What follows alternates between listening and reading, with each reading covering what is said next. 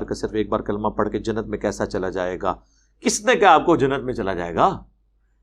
یہ تو کہیں نہیں لکھا ہوا، یہ اس طرح نہیں ہے میرے بھائی۔ صحیح بخاری کی حدیث ہے، میری پوری امت جنت میں جائے گی سوائے جس نے جنت میں جانے سے انکار کر دیا۔ کہ رسول اللہ کس نے انکار کیا؟ فرمایا جس نے میرا حکم مانا وہ جنت میں جائے گا، اور جس نے میری نافرمانی کی اس نے جنت میں جانے سے انکار کر دیا۔ تو یہ حدیث کوئی نہیں موجود۔ یہ جو کہا گیا نا جس نے ایک دفعہ بھی لا الہ الا اللہ کہا، تو وہ اس کی برکت بتائی جا رہی ہے کہ لا الہ الا اللہ جنت میں جانے کا ایک ٹکٹ ہے، لیکن اگر کسی نے کوئی برے اعمال کیے ہیں تو وہ اپنی سزا بھگتے گا، اور اگر وہ برے اعمال اس بڑی نوعیت کے ہیں کہ موت کے وقت اس کے منہ سے کلمہ کفر نکل گیا اور وہ ایمان کی حالت میں دنیا سے نہیں گیا، ساری چیزوں کو جمع تفریق کرنا ہے نا، خالی ایک طرف سے تو رزلٹ نہیں نکال دینا۔ یہ بھی تو حدیث ہے صحیح مسلم کی 246 کے بندے کے کفر اور ایمان کے درمیان فرق نماز ہے۔ جامعہ ترمذی میں حدیث ہے منافقین اور مومنین کا فرق نماز ہے، جس نے جان بوجھ کے نماز چھوڑ دی اس نے کفر کیا۔ اور جامعہ ترمذی میں عبداللہ بن شقیق تابعی کا قول ہے کہ صحابہ اکرام تارک الصلاح نماز چھوڑنے والے کی تکفیر کرتے تھے، اسے کافر کہتے تھے۔ تو بے نمازی تو ہو گیا کافر۔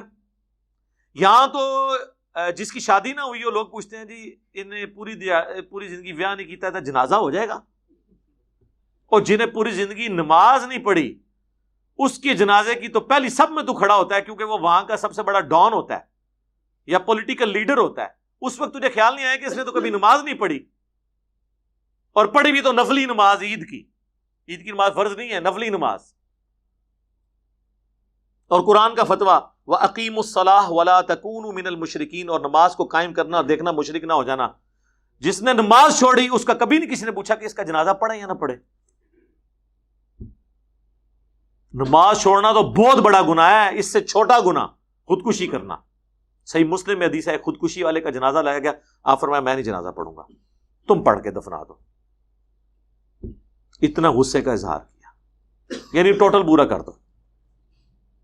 تو یہ اتنا سوکھا نہیں ہے۔ اور جو کہتے ہیں نا جی عذاب بھگت کے تو ہم چلے ہی جائیں گے، تو سر یہ یہودی بھی یہی کہتے تھے کہ ہمیں چند دنوں کے لیے دوزخ کی آگ چھوئے گی پھر موجیں ہی موجاں۔ اس طرح نہیں ہے، پتہ نہیں کتنے لاکھوں سال ولیعوذ باللہ تعالیٰ جلنا پڑے۔ اور جسے کوئی ہے نا تو وہ 1 منٹ کے لیے صرف موم بتی پہ یوں ہاتھ رکھے۔ بخاری اور مسلم کی حدیث ہے کہ آخرت کی آگ دنیا سے 70 گنا تیز ہے۔ دنیا کی آگ میں تو آپ 70 سیکنڈ کے لیے موم بتی پہ ہاتھ نہ رکھ سکیں، ادھر آپ نے کون سا ٹارزن بن جانا ہے کہ 70 گنا تیز آگ کو آپ ہزاروں سال کے لیے برداشت کریں گے؟ چھڑ دو، کہانی ختم، یہ چھڑ دو، ان چیزوں باہر نکلو۔ سورہ الفرقان کی آیت ہے کہ جہنم ایک لمحے کے لیے بھی گزارنے کے لیے بری جگہ ہے اور ہمیشہ کے لیے بھی بری جگہ ہے۔ مسلم شریف میں حدیث ہے کہ دنیا میں جس شخص نے عیاشی کی زندگی گزاری ہوگی، اللہ فرشتوں سے کہا ذرا اسے ایک جہنم کا پھیرا لگواؤ۔ ایک پھیرا لگے گا، اللہ پوچھے گا دنیا میں کوئی آسائش دیکھی ہو؟ کہے گا تیری عزت کی قسم میں نے دنیا میں کوئی زندگی کا حصہ سکون سے نہیں گزارا۔ وہ اپنی پوری عیاشی بھول جائے گا اس ایک پھیرے پہ۔ اور اسی حدیث میں ہے کہ پھر ایک غریب شخص کو اللہ تعالیٰ کہے گا کہ فرشتوں سے اسے جنت کا پھیرا لگواؤ، وہ جنت کا ایک پھیرا لگائے گا۔ اللہ پوچھے گا دنیا میں کوئی تکلیف آئی تھی تجھے؟ کہ اللہ کوئی تکلیف نہیں آئی تھی، یعنی اگر مجھے یہ کچھ ملنا تھا تو وہ تکلیف تو میں بھول گیا۔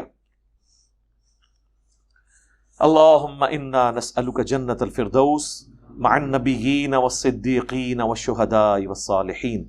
اللہم انی اعوذ بک من عذاب جہنم ومن عذاب القبر ومن فتنة المحیا والممات ومن شر فتنة المسیح الدجال، آمین۔ ہمارے